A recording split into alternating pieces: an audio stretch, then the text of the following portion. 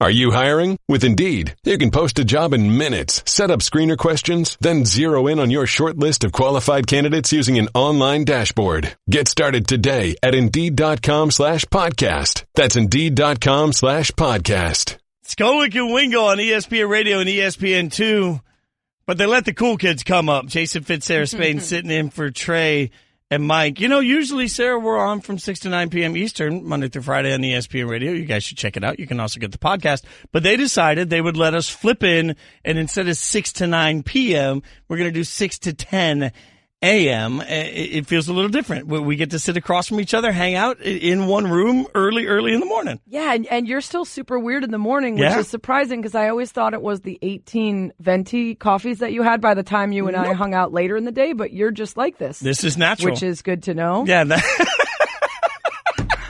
and the way we who you are. So I will confess that there were many years of my life where you'd have like lobby call to get on a bus or to go on a flight at like 2:30 or 3 in the morning, and I just come trotting in, having a great day. This is me 24 hours a day. You know what I just heard yesterday that blew my mind because I'm not a morning person? Maybe you are a morning person. You're just in the wrong time zone. Oh, that's spectacular. What if I moved somewhere and my body was like, no, this is good. Let's wake up at 6 and be productive. Well, you're already doing better than Mina did her first day hanging out with us. Well, I came on time. Exactly. I was actually early. I mean, you didn't oversleep, so you're one step ahead, and it's going to be a fun morning. We both are going to do some shameless self-promotions. You've got something incredible this weekend. I've got something kind of cool. So, I mean, let's pretty standard, probably. My weekend's incredible. Yours is, kind of cool. We'll get into all of that. But first, let's get you caught up on what's trending. The Yankees lost 8-7 to the Tigers last night, and couple that with the Red Sox win. They're now 8.5 games back in the AL East, but they still had an interesting night thanks to this little moment. The 3-1. Swung on, there it goes to right. It is high, it is far, it is gone. Number 300, a Stantonian home run. Giancarlo Nosipostopalo. He drills a 2-run home run to right, and the Yankees take a 2-1 lead. John Sterling from WFAN on the call as Giancarlo Stanton gets his 300th home run. Yes. Has to be said that way if Fitz is saying it because he thinks he's part of some sort of elaborate telenovela instead of a baseball game. Yeah, pretty awesome. Listen, the Red Sox, as we thought, are going to run away with this, and it's not as close as we're trying to make it sound when we talk about how the Yankees are this many games back. But there are exciting moments to watch for when you watch this Yankees team, obviously Stanton being one of them. We'll get into the trade that made things even more interesting. But with Stanton, what I loved is what he said after the game, and I think we have it about how when you're playing as many games as they are and you're doing as much as a superstar as guys like him are, there are a few moments like this. It was awesome, especially for the game situation, not only for me, but, put us up in the position to win the game. And, 300, it's going to be a huge staple for my career, when I look back and see highlights, what happened tonight is going to be in there. So it's not too many nights you can go out there and say that's going to happen. It ends a 10-game homerless drought for him, by the way. So he's been sitting on 299 for a little bit. A little extra pressure. Probably thinking about how he's going to pimp it, or at least I would be. If I was sitting on 299 and, like he just said, that this one's going in the highlight reels for all time, I'm like, I got to make sure I got the extra swagger coming around. I think you're right. I feel like you practice that in your mind. Like you kind of know how you're going to handle the moment just so that you make sure it's perfect. It's like I always think guys that have the opportunity to call a Super Bowl or everything like that, when you know that you have the chance, if you're a home announcer, to call your team winning a Stanley Cup or anything, I feel like you practice that. Even though I talked to the Cubs social media people. I'm like, what are you going to tweet? Wow. It's like a big deal.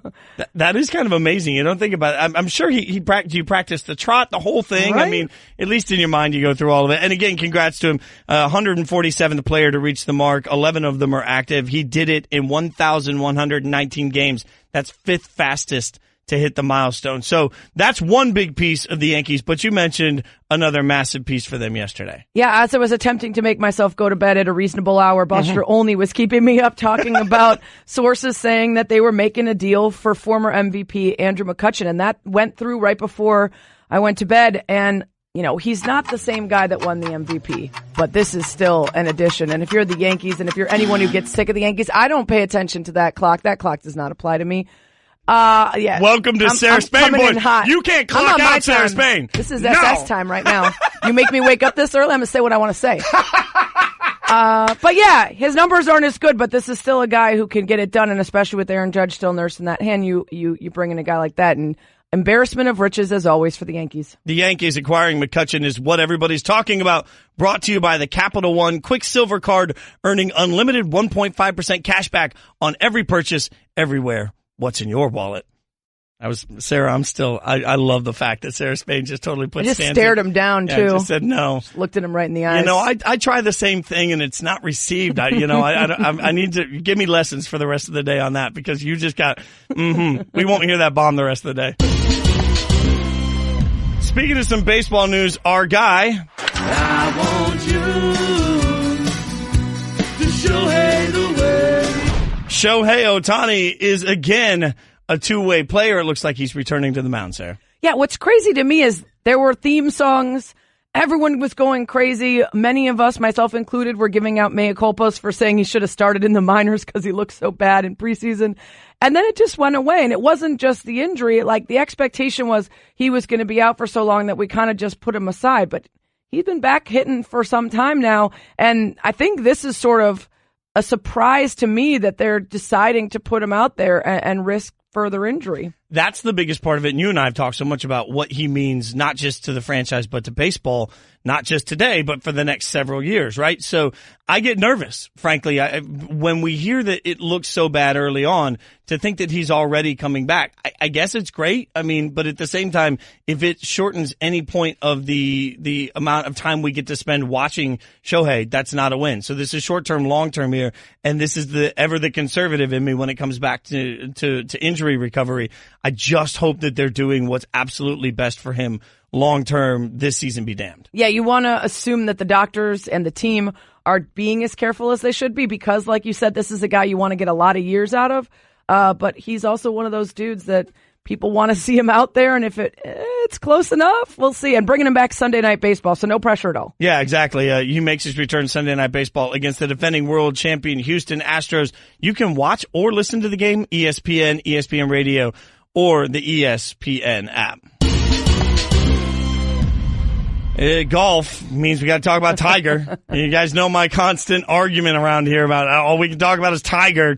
He tees off from the 10th hole at 8:51 a.m. this morning. I like a.m. this morning, guys. So that's in the first round of the Dell Technologies Championship. You didn't have to read in Norton, Mass. No, I'm Ron Burgundy. You just blame them for reading Burgundy. Something that you could have just skipped over. Stanzik will tell you, I barely read to begin with. They just hope I make it through these. So 8:51 this morning, Tiger Woods tees off, and I guess that's significant. I'm so glad that we know the exact moment. Yeah. Not 8:50, 8:51. If it's 8:52, I'm going to absolutely throw a fit. You and I had a conversation about movie plot lines that have a little flaw in it. My mind was kind of blown as I read a concept on Back to the Future that the clock is stuck at 10:04 and you have to come under just as the lightning strikes. Well, right. Let's remember there was no second hand on that clock. There's 60 seconds. There's 60 seconds. So how do you time exactly when the lightning was going to come without That's not nearly as concerning as his parents not remembering that his mom dated him in high school and he put on that amazing Chuck Berry performance and then he just grows up to be the kid that they knew from high school and no one seems to remember. It's a problem. Back to Tiger Woods. Is it 8:51 exactly that Tiger tees off? Does somebody have a little watch? They're like, if he gets struck by lightning, then will you be okay with us talking about him, or is that still too much Tiger? No, I guess we can do it. I'm more interested in Phil Mickelson high kicking over Chris O'Donnell, star of 90s television fame, on his Twitter feed. Did you see that? No, that happened? Hello. Yes. You're not up to date on Phil Mickelson's thrilling Twitter feed? No. I don't know why he was golfer, with right? Chris O'Donnell, but it was an incredible high kick. It was exactly the surprise that I felt when I saw him do a really good worm in that terrible commercial. Oh, wow. That was an epic moment, and I appreciate that. As someone that once tried to do the worm, I tried to do the worm on stage in front of a lot of people, and I fell flat on my face. It was not at all surprising. The worm, yeah. And the high kick, they pulled it up for me now, is spectacular. Right? Phil, There's an incredible hip flexibility in there. He is bendy. He is very bendy. Phil is surprising us with a lot of things on his Twitter feed and with that commercial where he's dancing terribly. But of course, Tiger Woods, the actual story. I really wanted that to fail, though. I want the kick to be just a little low. I mean, right if that kick is a little lower, you're talking about an internet sensation. What do you got against Chris O'Donnell? Nothing. I just think watching, to the face. Oh, now again. You guys don't know who you're messing with here, all right? Sarah's going to come in there and take over the whole show. I mean, that's what's going to happen. Do you have anything else you'd like to say on this one? I'm done. Okay. See how that worked? On my phone. Tonight, it's 7 p.m. Eastern on ESPN. Serena and Venus Williams will face off in the third round of the U.S. Open. It'll be the 30th meeting in their careers. Serena holds the 17-12 edge. Are you excited for this? I'm pumped, and I actually was surprised that it was as close as it is, 17-12, especially when you look at her record against people that are supposed to be her biggest rival, like Maria Sharapova, and she just trounces her at every turn. Venus is probably the one who's given her the most challenge, and what's most interesting to me is how the storyline changes throughout their careers as they've met, right? It was Venus is the older one. Can the young upstart beat her older sister? And now it's always about, is this Venus's like once in a million times where she can actually beat the greatest of all time, especially with Serena's big story in trying to get her first, big win since coming back from childbirth. So Tony Kornheiser was on PTI yesterday and talked about this, and I want you guys to hear what he said. It's been an exciting event every time it's happened in the run-up. But afterwards, each of them says, I'm uncomfortable out Exactly. there. It's my sister. I don't really want to play her.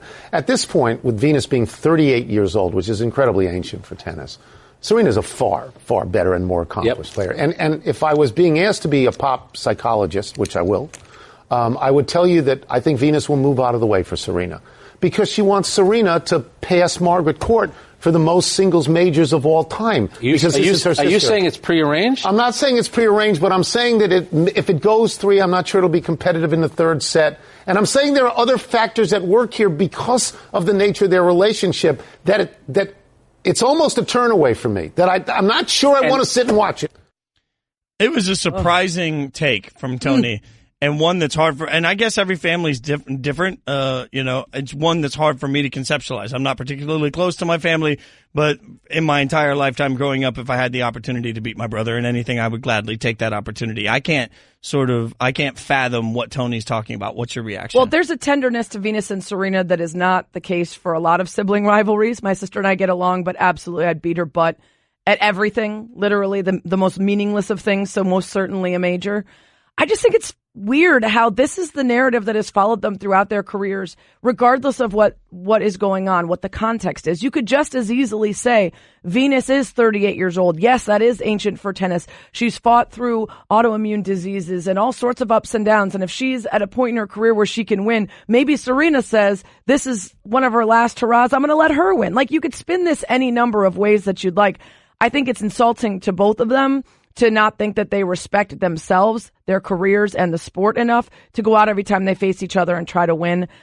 I don't buy it for a second. Yeah, I think that's a great point about the respect for the game and respect for each other.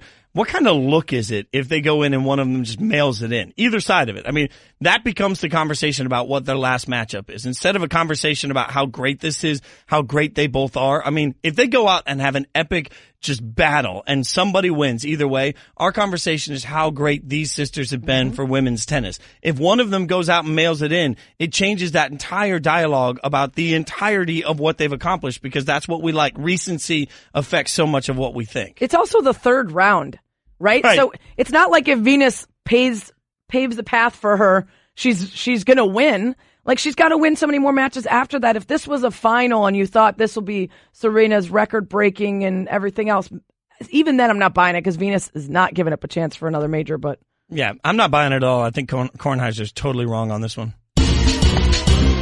Well, we call ourselves the worldwide leader in sports, so we have to cover the world, right? So right now, over in Australia, 8-time gold medalist Usain Bolt is trying to make the Central Coast Mariners a soccer team. You can watch the match, by the way, on ESPN+.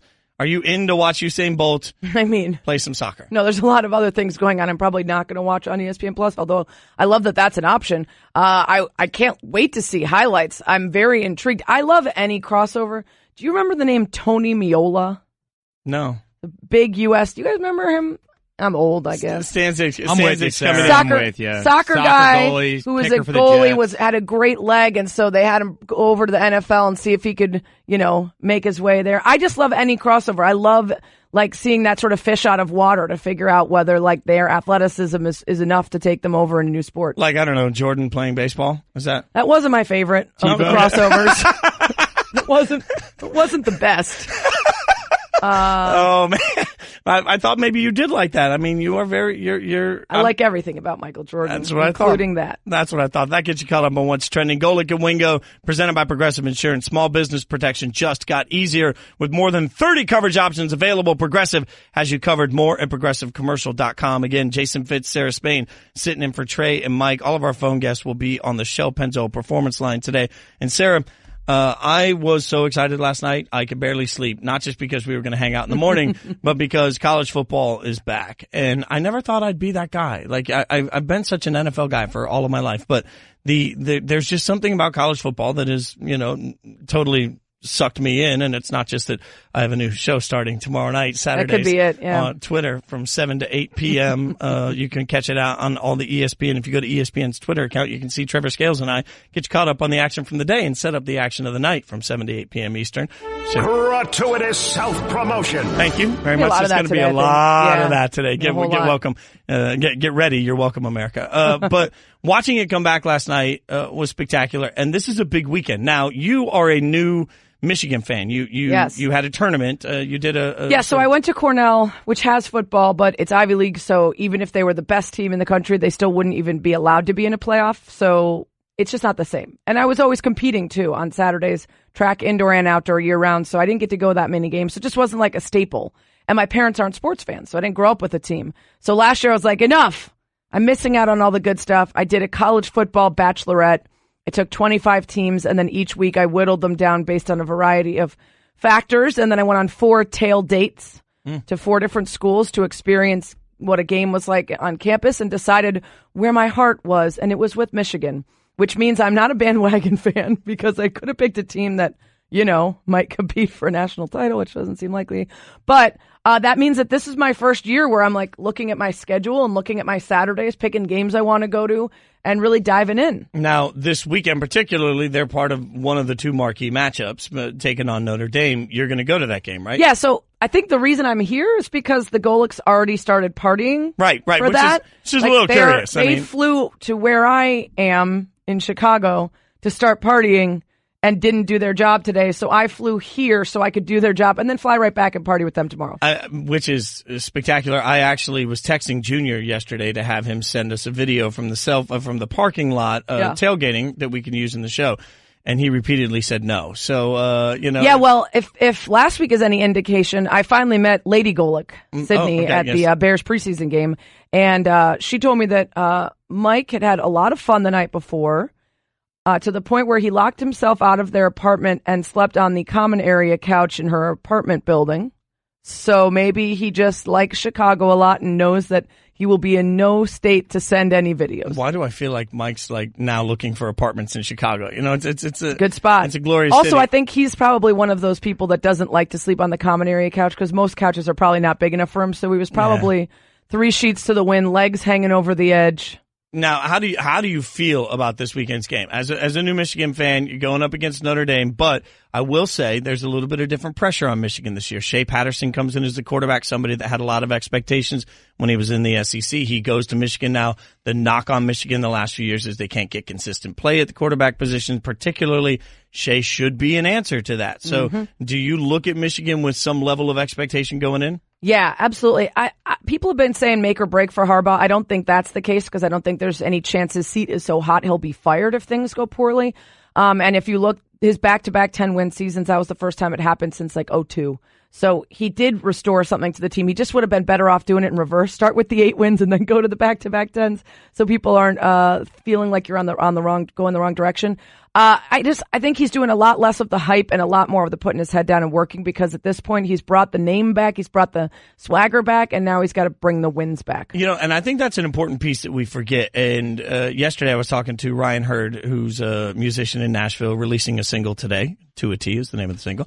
Big gratuitous Michigan promotion for someone else. Just helping him, yeah. But he's a big gratuitous self-promotion. And actually talked to him on the music podcast, which you can check out. Do you guys have a name drop one or no? Gratuitous self-promotion. But Ryan is a Michigan fan, and so we were talking about this very thing. Is there a hot seat around as a lifelong Michigan fan? And I think we have to remember where Michigan was before Harbaugh came in. And expectations become this thing where all of a sudden you say, well, he's not winning the Big Ten. He's not winning a national championship. So down with Harbaugh. You have to remember where Michigan was before. And the one thing that Harbaugh gives them that is just worth it's priceless is relevance. I mean, and there is a point where whether Michigan wins a national championship or loses 4 games, they are going to be a story every single week. That matters to a college program. That matters to the school. That matters to Michigan. The only criticism I've heard that I thought was remotely relevant is that he doesn't always like to stay in the same place for too long. I'd like to think that because Michigan has a connection that's special to him, it won't end up being Stanford or the NFL, and that he's willing to put in the time even if things don't turn around as quickly as he would like. But man, that guy from the Spartan Times or whatever who just laid out so... You've only won this many games against Michigan and Michigan State, Ohio State. You've finished 3rd and 4th, whatever. That guy kind of put it in perspective from everybody, and that clip is going to haunt Harbaugh until he can answer to some of those questions with a little bit better record. Well, I'm not 100% sure this year doesn't answer some of those questions. Shea Patterson. You got it? That's going to be tough all year. Shea Patterson. Shea Patterson. That's what your mother said, Rebecca. Shea Patterson. Didn't expect that to come up this morning.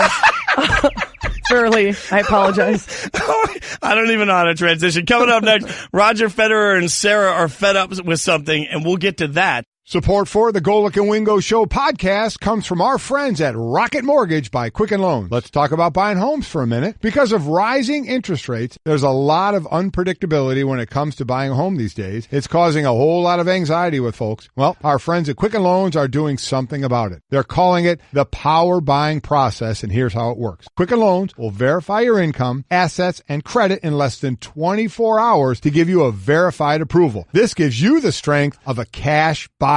Then once you're verified, you qualify for their all-new exclusive Rate Shield approval. First, they lock your rate for up to 90 days while you shop. Now here's the best part. If rates go up, your rate stays the same. But if rates go down, your rate also drops. You win either way. It's the kind of thinking you'd expect from America's largest mortgage lender. To get started, go to rocketmortgage.com/Golic. Rate Shield approval only valid on certain 30-year purchase transactions. Additional conditions or exclusions may apply. Based on Quicken Loans data in comparison to public data record. Equal housing lender. Licensed in all 50 states. NMLS ConsumerAccess.org number 3030. Hey, how much football is too much football? No such thing. Correct. And when it comes to business travel gotta haves, how much is too much? No such thing, especially at La Quinta. Roomy rooms with workspace to spare. High-speed internet that's as free as an uncovered receiver. And La Quinta's bright-side breakfast that could fill up a fullback. Even free coffee that never takes a time out. There's no such thing as being too ready for that next big meeting. So prepare to win at business with La Quinta. Book now at LQ.com. Really feel like I'm taken seriously around there. It's Golic and Wingo on ESPN Radio and ESPN2. You guys can call us and hang out, 860-506-5505 to leave a voicemail, 860-506-5505. If it's any good, we might play it. We're presented by Progressive Insurance. All of our phone guests on the show, Penzo Performance Line. And Sarah, we're going to go straight to Straight Talk, brought to you by Straight Talk Wireless. Best phones, best networks, no contracts. Jason Fitz, Sarah Spain in for the guys. There's a lot of controversy, it feels like, around the U.S. Open this year. It feels like every time I turn around, there's something dramatic going on. Yeah, things get a little too hot and people get a little crazy, right? I think a lot of them are heat break related, and some of them are just Nick Kyrgios related, and he's his own ball of fire. This guy, Nick Kyrgios, man, I have been frustrated by him for quite some time. This is a guy who obviously very talented, but has been disciplined in the past for not trying his hardest, has admitted in the past he doesn't always give his best, and has major attitude problems. So he's midway through a match, and playing poorly, looking lackadaisical, seeming to be not giving his best effort. And the chair umpire comes over and gives him a pep talk and later says, it's about the upholding of best effort rules. He wanted to check in and give him a warning, sort of. You're not doing your best. It's clear you're not doing your best. It's going to be a problem. But instead, it comes across more like, hey, man, you're really great for the game of tennis. I'd like to see you do your best out here. I want you to do well. And you're like, this isn't your job.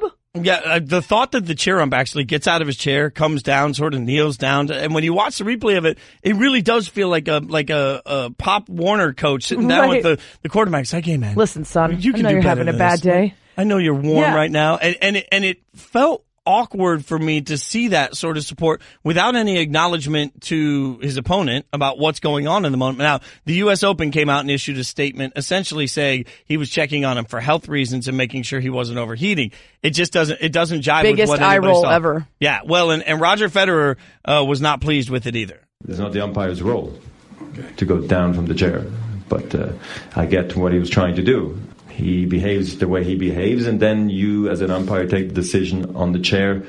Do you like it or don't you like it? But you don't go and speak like that. In my opinion, I don't know what he said. I don't care what he said, but it was not just about how you're feeling. I'm not feeling so well, and go back up to the chair. It was there for too long. So it's a conversation, and conversations can change your mindset. It can be a physio, it can be a doctor, it can be an umpire for that matter. So that's why it won't happen again. I think everybody knows that.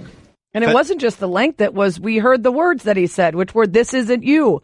I want to help you. I want you to do well. And he went on to win the match to the point where Andy Murray was on Nick Kyrgios's Instagram. Nick Kyrgios posted the shot of him with his, hand to his ear, like, what else you got? Give me the booze. I went on to win.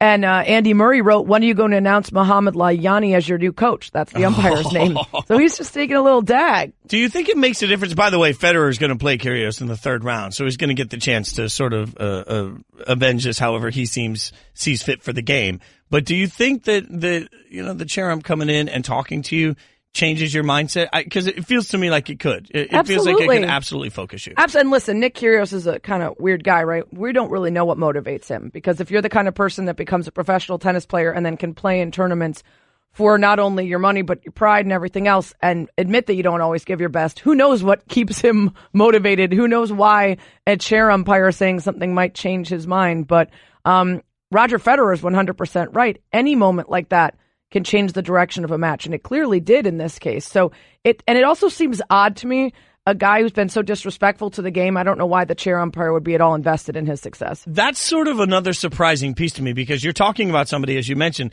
that has been fined for not giving a great effort. I didn't even realize that was something you could be fined. Like, I can't imagine. Well, think about tanking and gambling and betting. When it's it's an individual sport, it's pretty easy to try to throw things. So you have to make sure it looks like you're giving your best. When I read it, I was like, oh, okay, that does make sense. But to have somebody that has been fined, have somebody that's already been punished for a lack of effort, and then have the chair ump decide that that's the guy, like, I would think even if you're going to say, hey, I want to invest in you and help you do your best so you're proud of what you did, to me, that's what you might do with an effort guy, where you come down and say, hey, you're usually... Well, you shouldn't do that with anybody is the point. Right. So if this really was about either worried about his health, didn't think he looked right because of the heat or anything else, or worried about the rules of giving your best effort, then the response is not, I want you to do well, I'm here for you, this isn't you. It's, hey man, if I don't think that you're giving your best effort going forward, it's going to be an issue.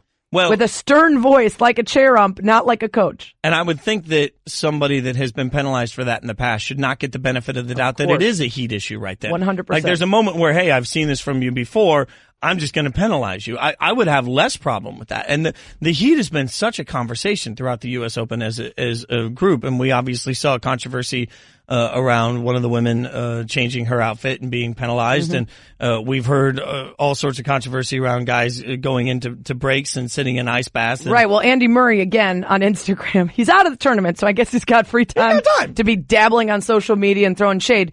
But he was playing Fernando Verdasco, and during their heat break, Verdasco went to take a cold shower, and Murray came out and spotted him talking to his coach. And that's not allowed. And it seems like pretty easy for us all to say, yeah, of course, no brainer to give them heat breaks when the weather's the way it is. You have to do that. But that means everybody needs to know the rules and follow the rules. And so Murray was back there having to tell guys and alerting officials to the incident. And he told the umpire, I had to tell him because no one knows the effing rules. And that shouldn't be the way it is, so then he goes out and says all this about Verdasco talking to his coach.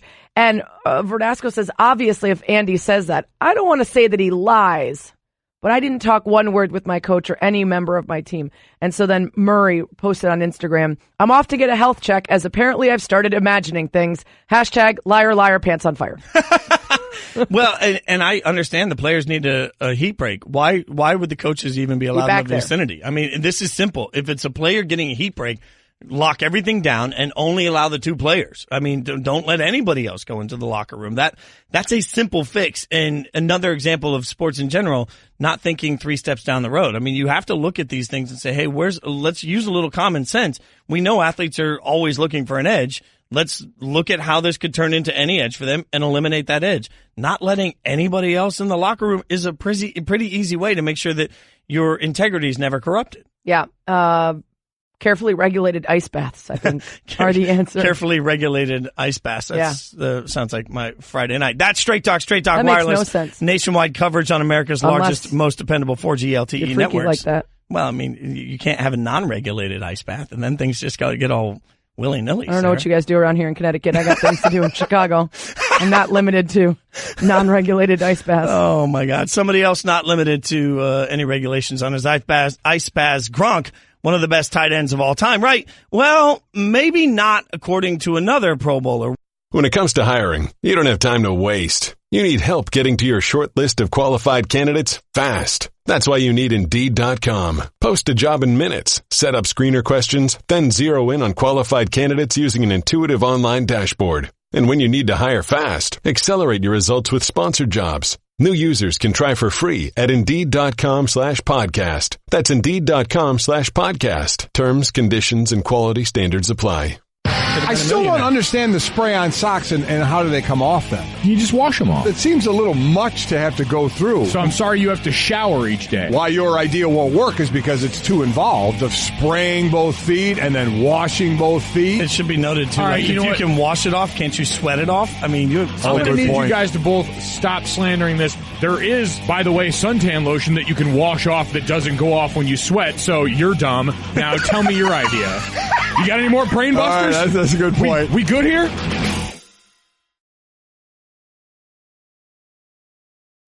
SportsCenter is brought to you by Straight Talk Wireless.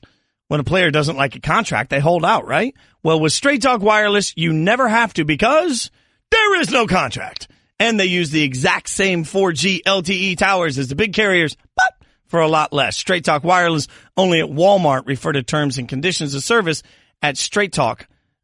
It's Golic and Wingo on ESPN Radio, ESPN2, presented by Progressive Insurance. Jason Fitz, Sarah Spain, hanging out for Trey and Mike as they get a head start on the holiday weekend, and the Golic family gets a head start on partying before the Notre Dame Michigan game. Family bonding. Yeah, family I'm sure bonding. There'll be no drinking involved. Of course not. A tailgate, maybe some pasta salad. But that would be spectacular. I hope somebody brings them a bag of fruit to tailgate with instead of donuts, because I feel like that would go over well. One of our favorites, ESPN the magazine's Mina Kimes, has put out an article on Jalen Ramsey that is spectacular, something she worked really hard on. As always. Yeah, I mean, she does incredible work. And Jalen Ramsey has made news for the trash he talks. That's part of his charm.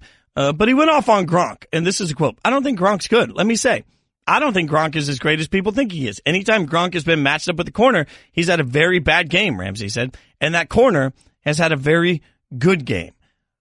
Is it, in your mind, crazy that Jalen Ramsey is trashing Gronk?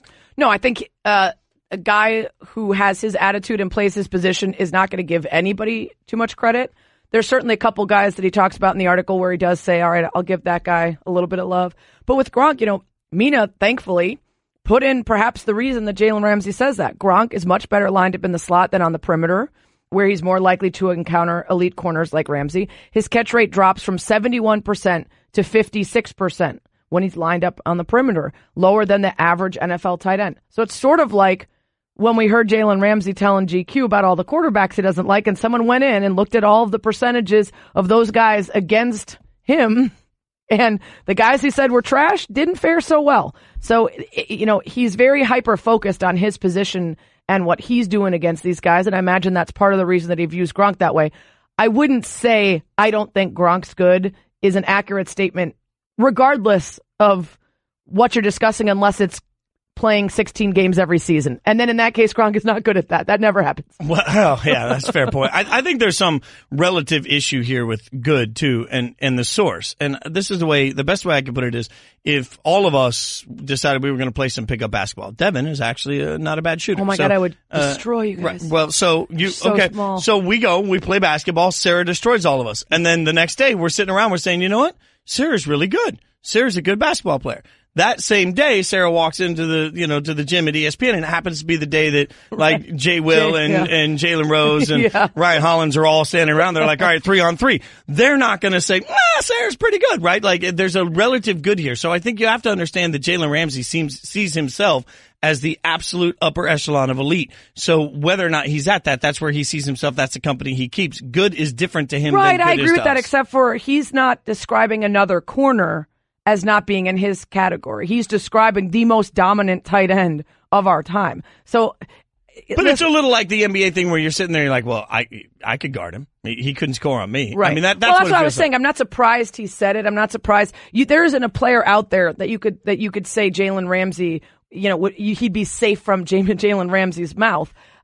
This just stands out because you don't hear anybody saying this about Gronk. You just don't. You don't. This and he took a couple different shots at guys that have been fed by Brady, Right. And so maybe you think if you took Gronk out of the Patriot system, I personally don't. I think he's a polar bear. Well, absolutely. Can't be stopped. Pablo and Bomani on High Noon, they responded to this. This is what they said.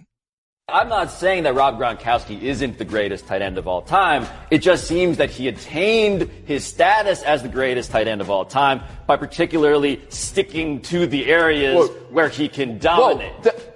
The places where tight ends play. Like we can't say he's the greatest of all time, but only because he's a tight end. Like all that thing about him in the slot and all of that, that's where you put tight ends. The fact that you can do the other stuff is the testament to him. So where Jalen Ramsey says, I don't think he's as great as everybody says, because if you get him out of the slot, whoever said he was great playing wide receiver?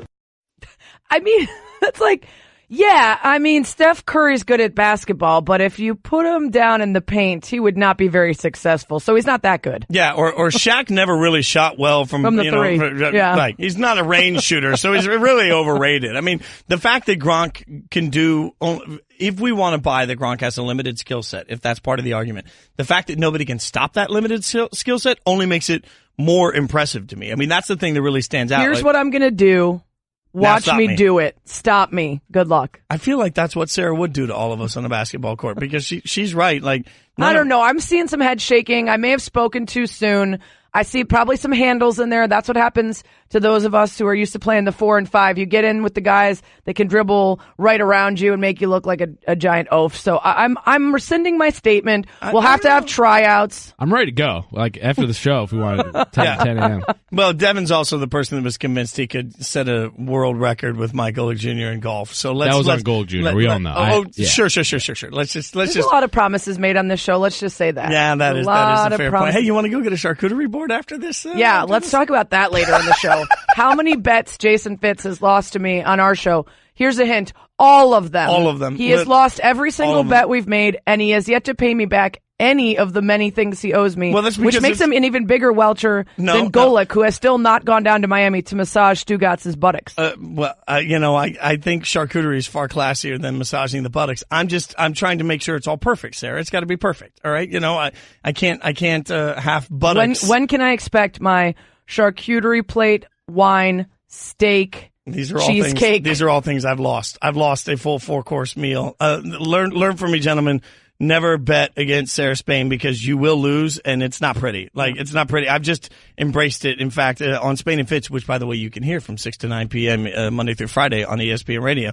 On Spain and Fitz, it's become just sort of the thing. It's the norm. It's the norm. I'm not going to quit because you have nothing left. Your wife told you that eventually you're going to need to put those 8 dogs through college. Yeah, I'm gonna have to go ahead and get myself I'm gonna have to get myself like a loan or something. But coming up next, college football's back and gambling is legal. We'll have the best bets of the weekend coming up for you next. It's Golic and Wingo on ESPN Radio.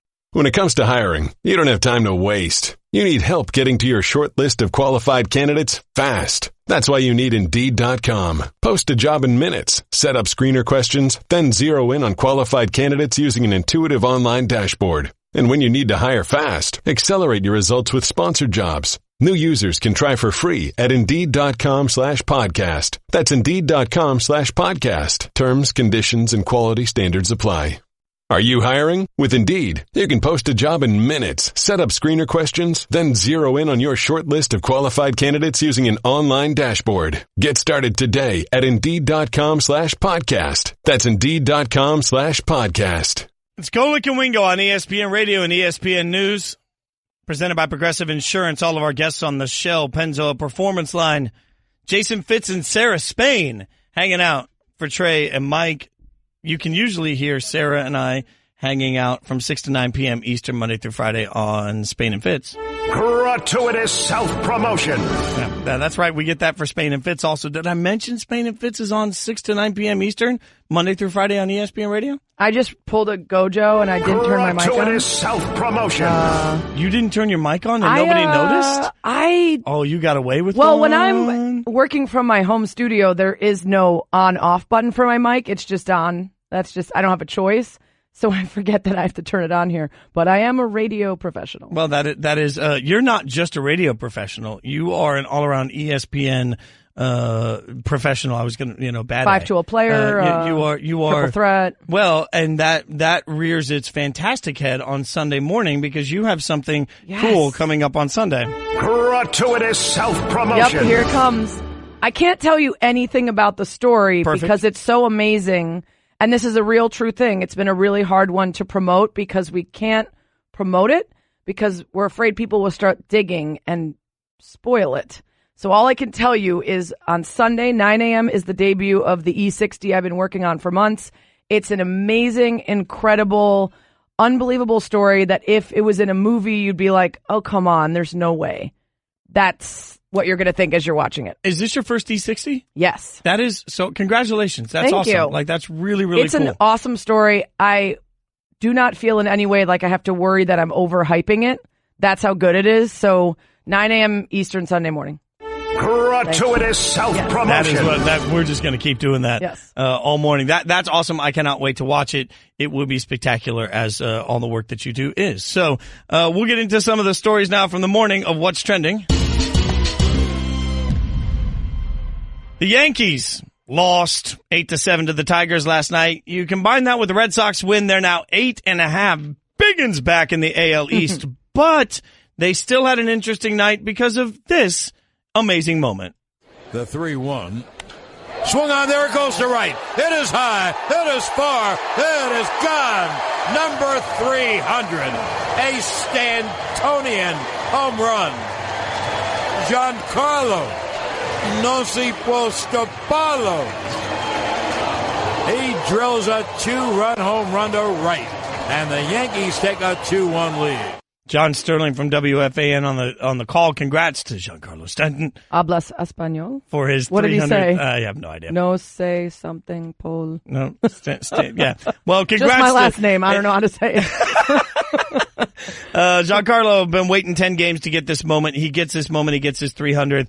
Really incredible. And it's one of those career milestones that I'm glad he gets to take it in and appreciate what it's worth to him. Yeah, and I loved what he said after the game because it is so true. You play as many games as these guys do, and you have as many milestones. And in baseball, the numbers matter so much, right? So it does matter when you get that 300th. And so when he's hitting it and he's rounding the bases and he's thinking to himself, this one matters. This is the one that when they do my farewell, they're going to be showing this. So that's a cool thing in the moment in baseball that you don't usually get. I mean, on a basketball court, sure, you might get a timeout right after or some sort of break in action where you can sort of wave at the fans and acknowledge that you've just passed a milestone.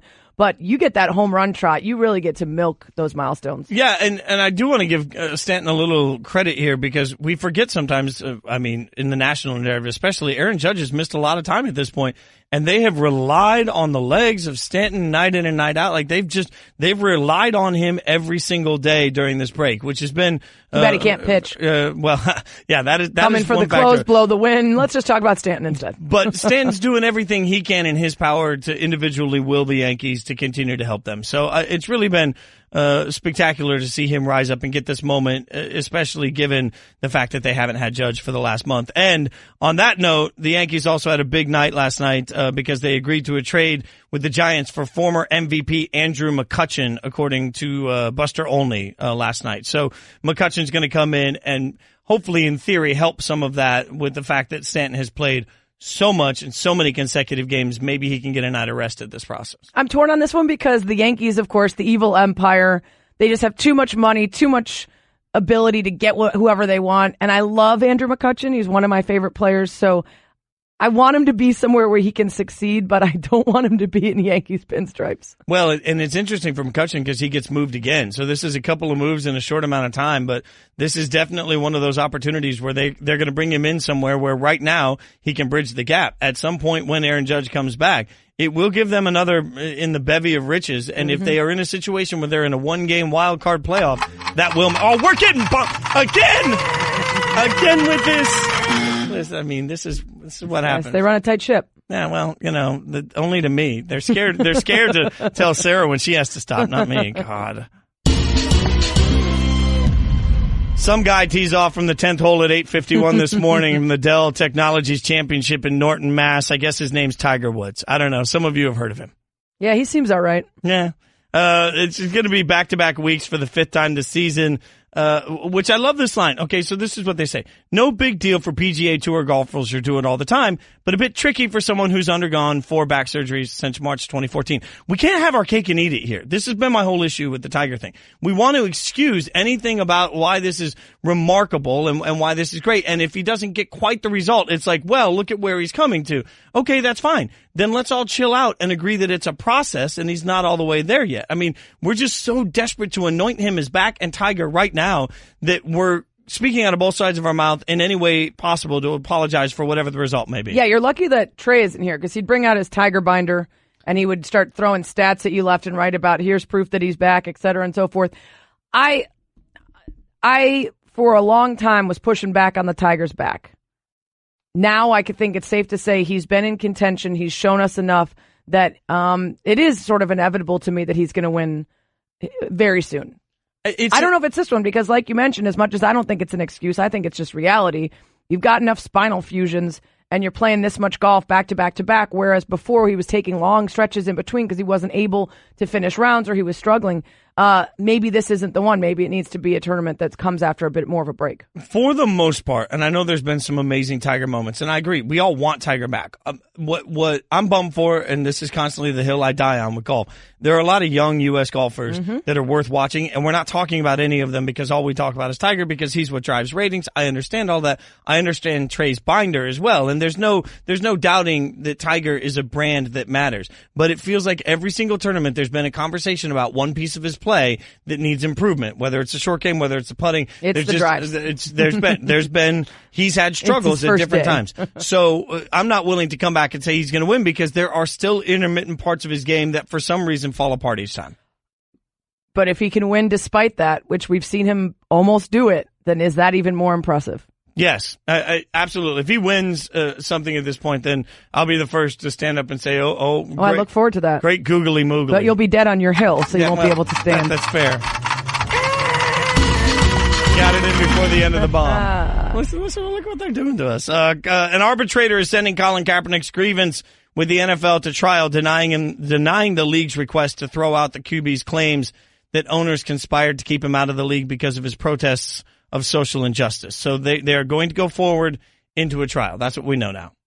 Yeah, this is a big loss for the NFL. They were hoping that this would be nipped in the bud before it could even really start. And obviously, Kaepernick will be allowed to continue to press on with this.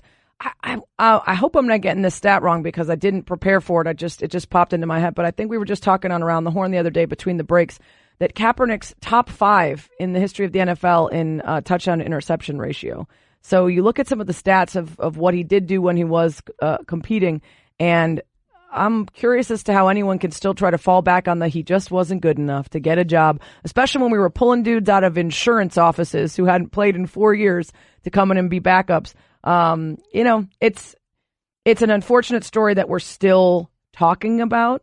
But if this guy is willing to put aside everything he worked for his whole life in order to prove a point, and social issues matter to him more than just taking a job and acquiescing and falling in line, then I think we have to respect that. The most damaging part of this to me isn't even necessarily the collusion part. I mean, we forget sometimes until the E60 or 30 for 30 on Donald Trump that they were sued as a monopoly and lost and for $1, and it wasn't a big deal. Like, it feels like those things fade. The most damaging part of this is that by going to trial, we're going to find out legitimate answers. I think that's got to be the NFL's biggest concern. We talk so much about how they like to keep as much as possible guarded in vaults, essentially, of secrecy, so we don't know the dirty little secrets of how the owners do business.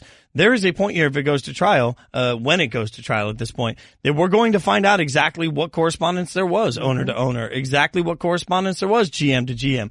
And then there will be undeniable answers one way or the other about what all of this looks like and what was done and what happened, because so much speculation goes on now. And I don't even have to look at social media to know that we're already getting blown up by a guy that says, hey, we don't know that he wanted a backup job. You're right. We don't. We don't know that he didn't want a backup job. We're going to find out. I mean, that's what the trial is going to be about. We're going to find out exactly what Colin Kaepernick wanted or was asking for. We're also going to find out exactly what teams were willing to give and what teams were talking to each other about it behind closed doors to affect his future one way or the other. And we're certainly also going to figure out whether there's hard and fast proof that they're willing to go with, because we've seen some stuff that seems pretty obvious when you've got guys that are like, well, we saw him a couple years ago. He had his shot. That's not how football works. Right. That's not how, if you wanted a guy and a couple of years ago you offered him a deal and he didn't take it, that doesn't mean that you've used up your one opportunity to interact and possibly sign someone. So we've seen a lot of very creative excuses. The question is whether those will be seen as hard and fast proof of something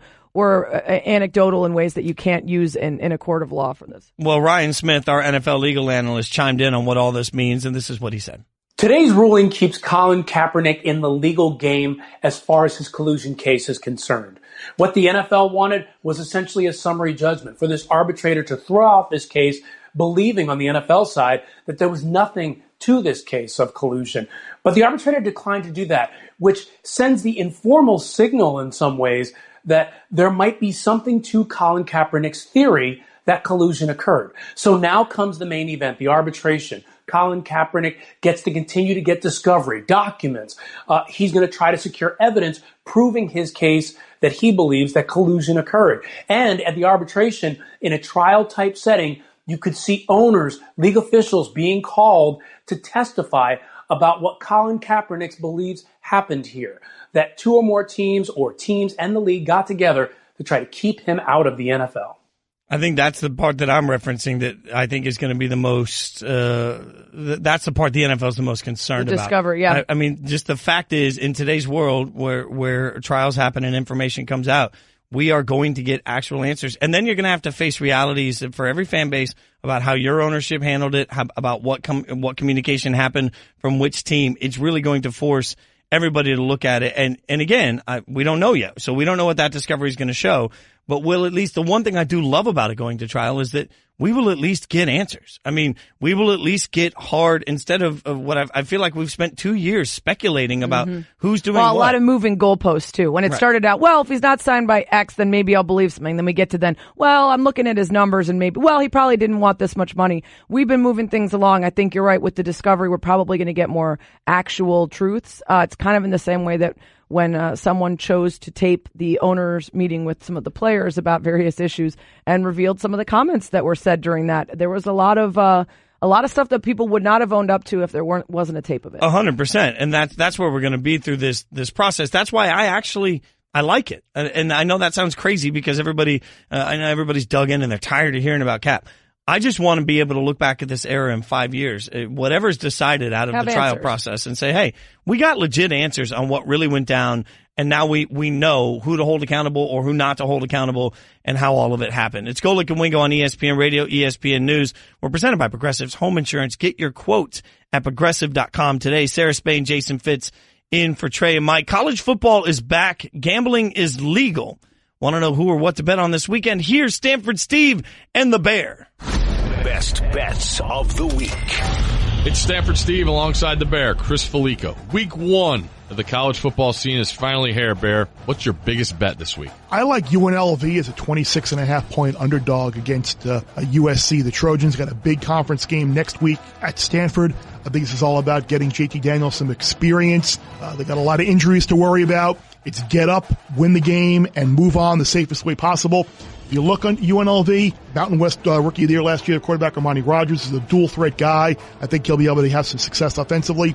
Under Tony Sanchez, the Rebels have been greater than a 21-point underdog 7 times. They've covered 6 of them, including at Michigan, at UCLA, and at Ohio State. I like the Rebels to cover the big number against the Trojans. I'm going to go with the over the total in the Alabama and Louisville game at 60.5. I think Bobby Petrino, with a whole offseason to get ready for a Nick Saban defense that has to return 6 defensive guys in the secondary. Jawan Pass is returning quarterback. He's been there 3 years. He's gotten experience behind Lamar Jackson. And also the best part of this, you get the Alabama offense with Tua, Jalen Hurts, whoever it is. Whole receiving corps is back. The running backs, offensive line. I expect Alabama to score 45 plus. Louisville will give you a couple touchdowns. We'll get that over total. Over 60.5. So that's my pick. Anything else for you, buddy? Hey, if you want to look at the same situation, there's another game, South Carolina hosting Coastal Carolina. The Gamecocks have a game against Georgia the next week. I think this could be another similar situation where South Carolina just does enough to win. 3 games under Will Muschamp that the Gamecocks have been a 20-point favorite. They failed to cover all 3 of them, and those games came before either Clemson or an SEC rival. Same situation. Might want to look at Coastal Carolina plus 29.5. Very good. The Bear on the look-ahead spot. Download and subscribe to Stanford Steve and the Bear on the ESPN app and Apple Podcasts. New episodes every Wednesday. Sarah, that's such a peek into what so much of the season's going to be. I mean, gambling has already been at such a big conversation anyway in the culture of football in general, sports in general, but this year with the legalization, I think it becomes something even more people are going to be sort of dipping their toe in.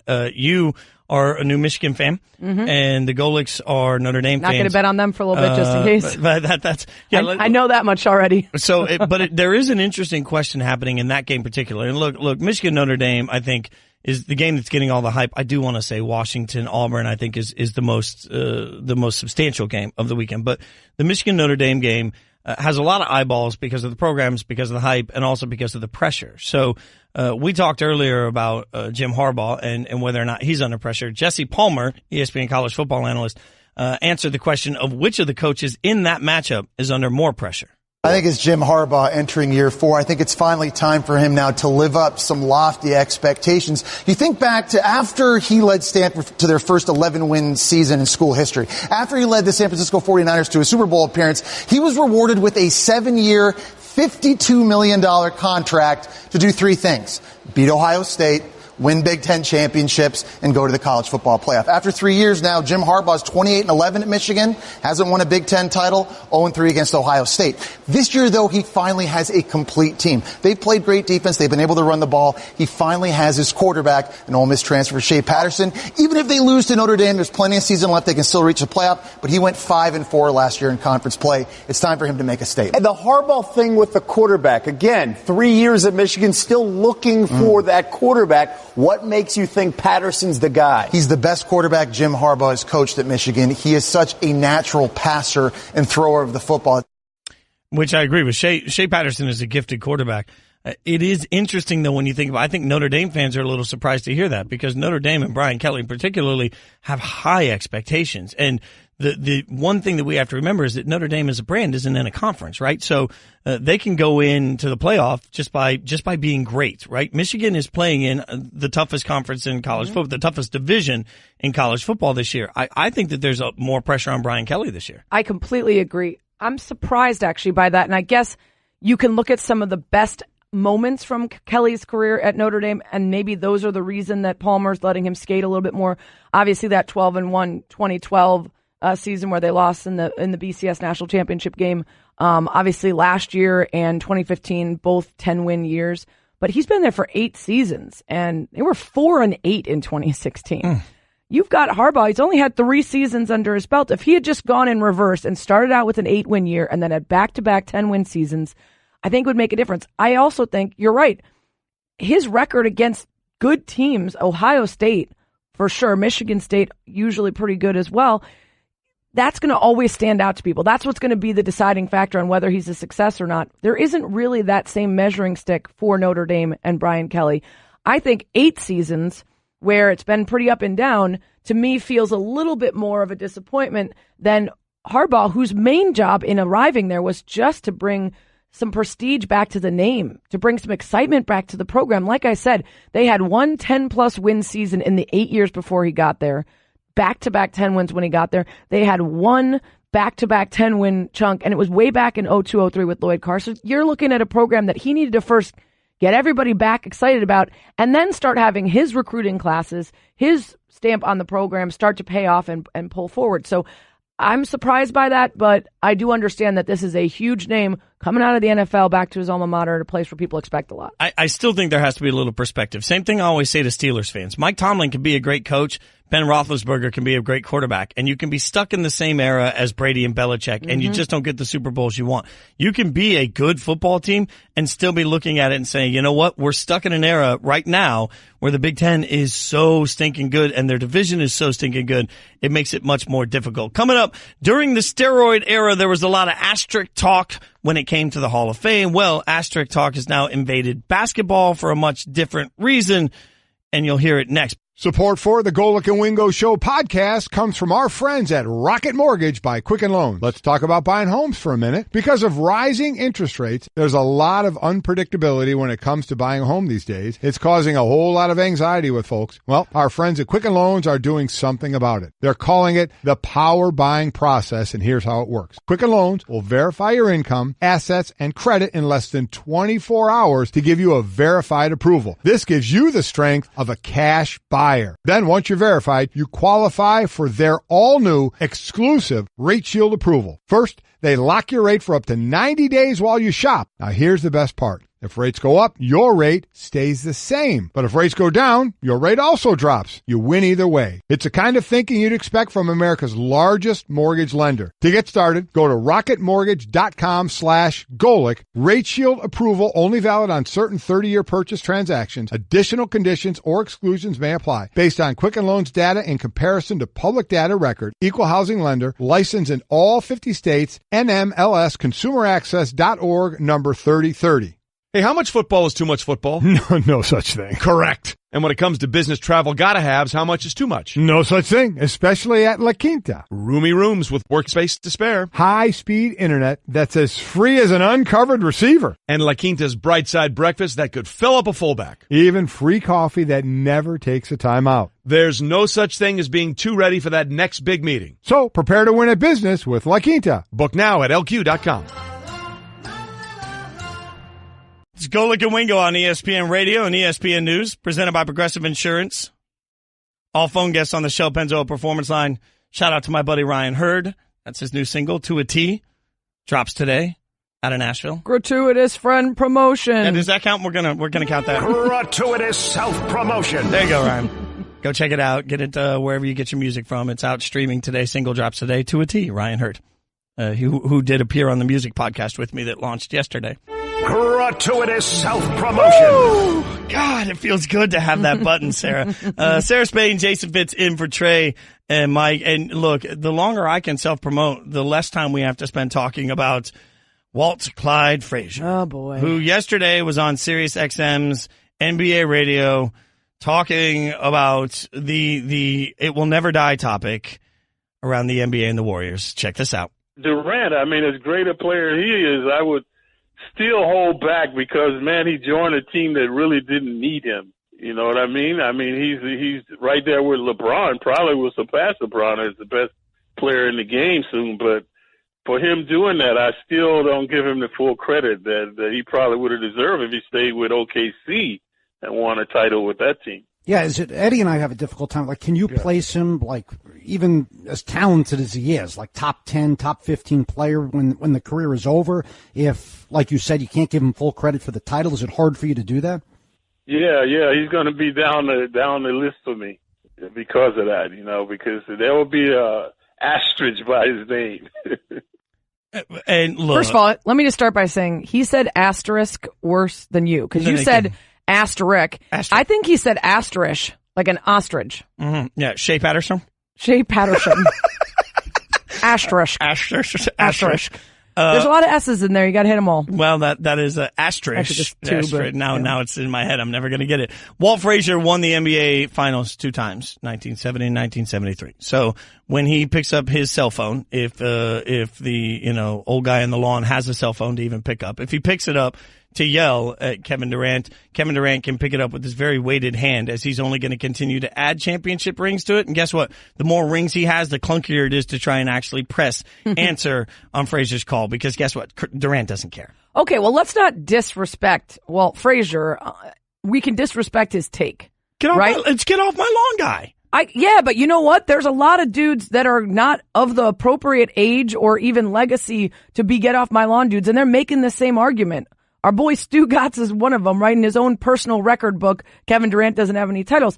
If you want to discuss the changing power dynamic, I guess is the best way to put it, in the NBA, then let's have a real interesting discussion about it. Let's not fall back on the same tired BS of he's not as good of a player because of this. You are watching one of the greatest players of all time.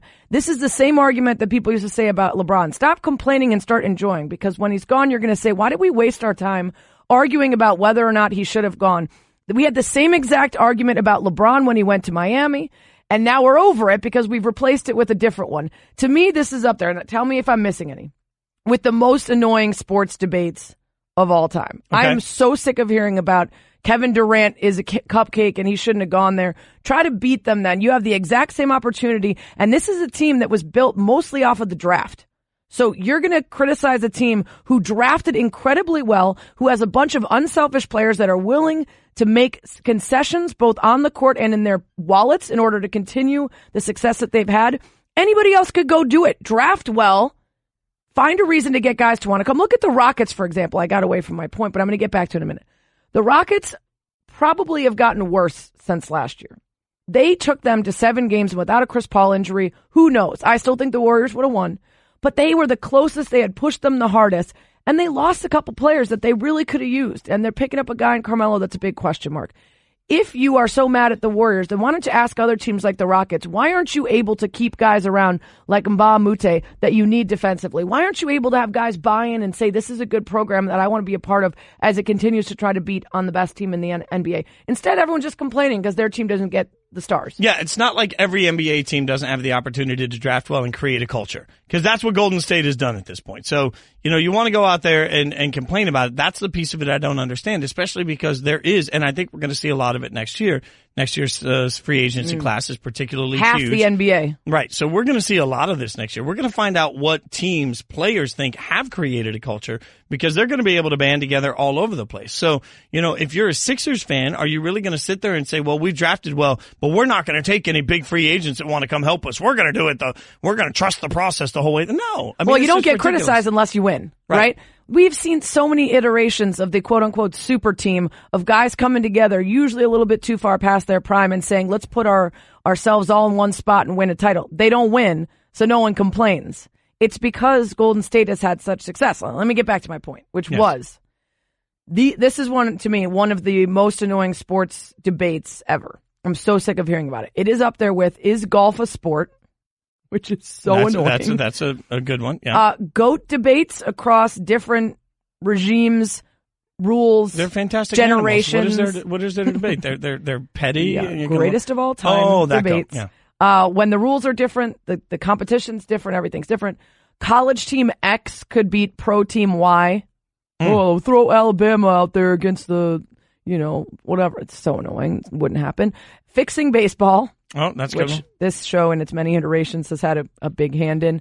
And then maybe I'm throwing in what makes a dynasty.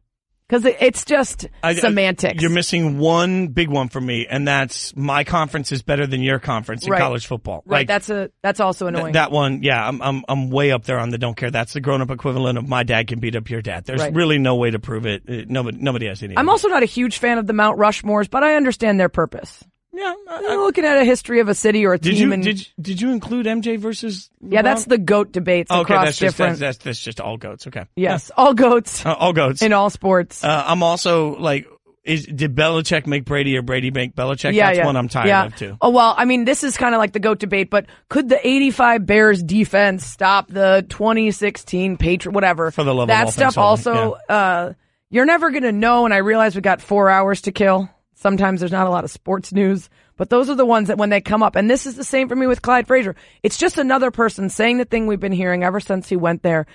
And to me, suck it up and go win. Find your own version of that. And it's just, in all fairness, as much as I critique him as get off my lawn guy, we have to understand that industry changes. Doesn't matter what industry you're talking about, it changes. So it doesn't matter if you talk to a sports talk guy from the early 80s and they talk about what sports talk is now, they're going to be yelling about the digital world and now, now anybody could just, and in the music world, it's like, well, now, all of a sudden it used to streaming and whatever else. Yeah. And so like it progresses. It changes. Well, as and I think it evolves. And the reason that matters too is if you look at guys from previous generations, they might say, we liked it when you stayed on one team and you tried to beat other guys. Well, that was what the standard was because of the power dynamic. LeBron James had the biggest hand in giving some more agency and voice to players in terms of changing free agency in the NBA.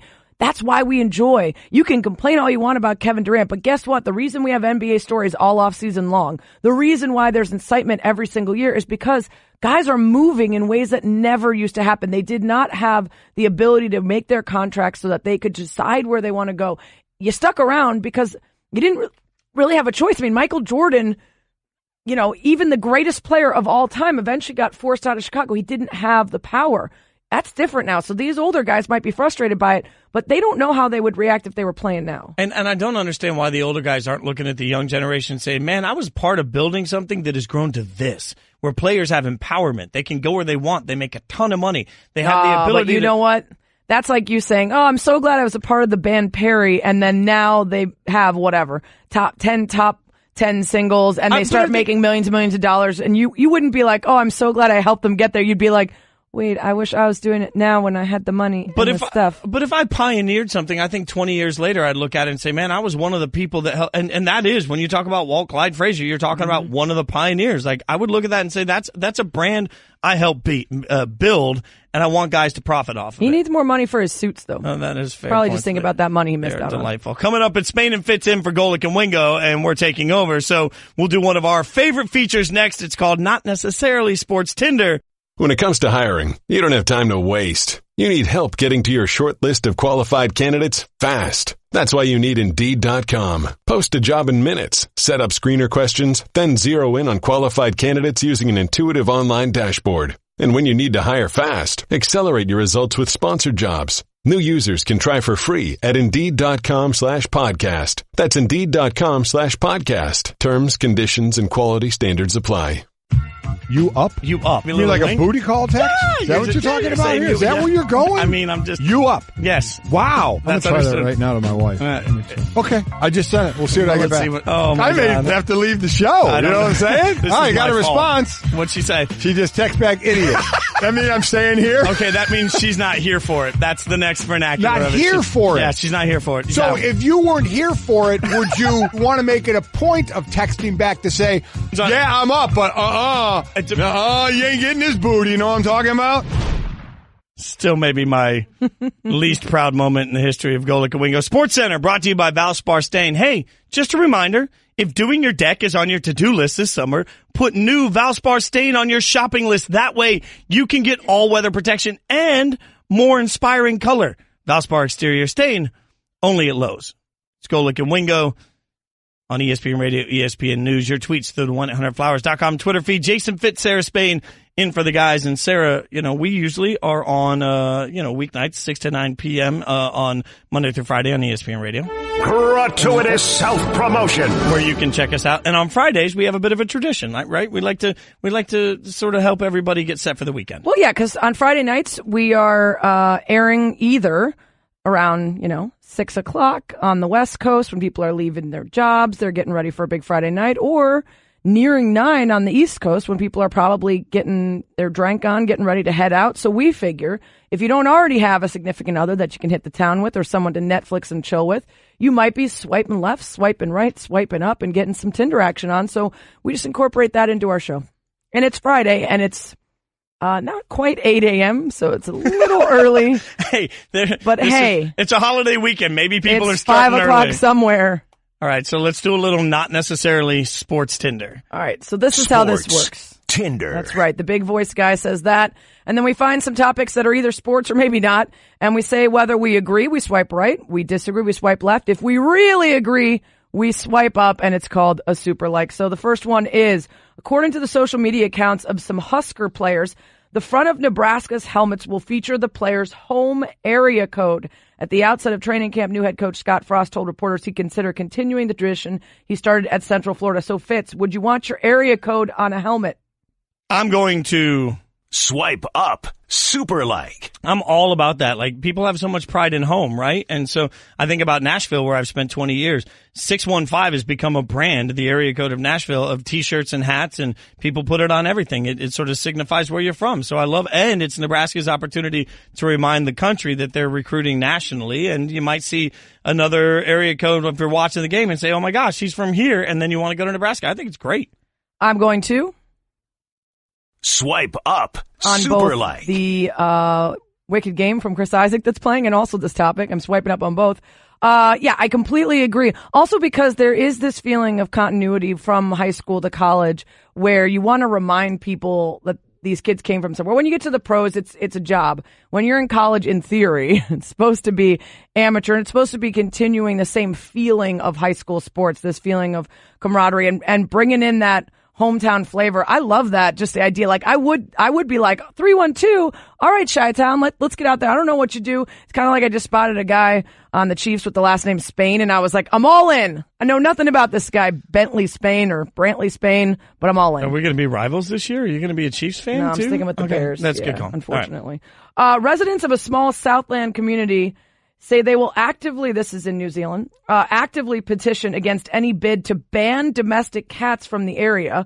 A new Southland regional pest management plan proposed by Environment Southland outlines plans to make the Southland town of Omaui cat-free by banning new domestic cats in the area and neutering all existing ones. So would you like to live in a cat-free town? Oh, I am running to the table to swipe up. What? Super like. And I have 2 cats, all right? Whoa. I have 4 dogs and 2 cats. And cats actually Hope generally... they're not listening. The cats generally like me.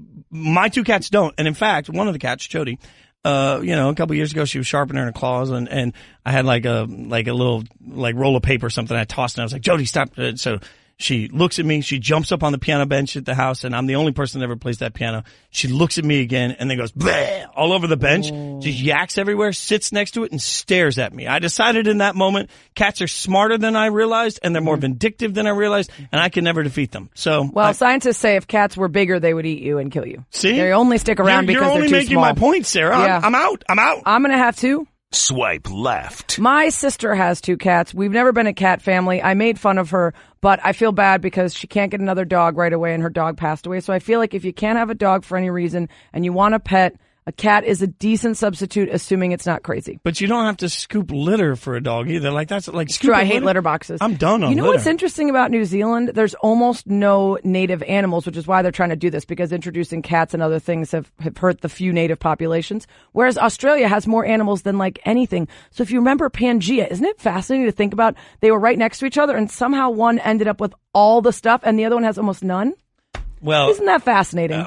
You lost me at Australia because all I could think about was how jacked kangaroos look. Did I keep you at Pangea? Yes, kangaroos though. Kangaroos are scary. I mean, you think cats are scary? Kangaroos, I had no idea. They're like little Arnold Schwarzenegger. They really are. We got more Tinder to do later in the show. We'll do it later. Coming up next, we'll get a Hall of Famer in here as football season is upon us. We'll tell you all about it next. Golic and Wingo on ESPN Radio and ESPN News. When it comes to hiring, you don't have time to waste. You need help getting to your short list of qualified candidates fast. That's why you need Indeed.com. Post a job in minutes, set up screener questions, then zero in on qualified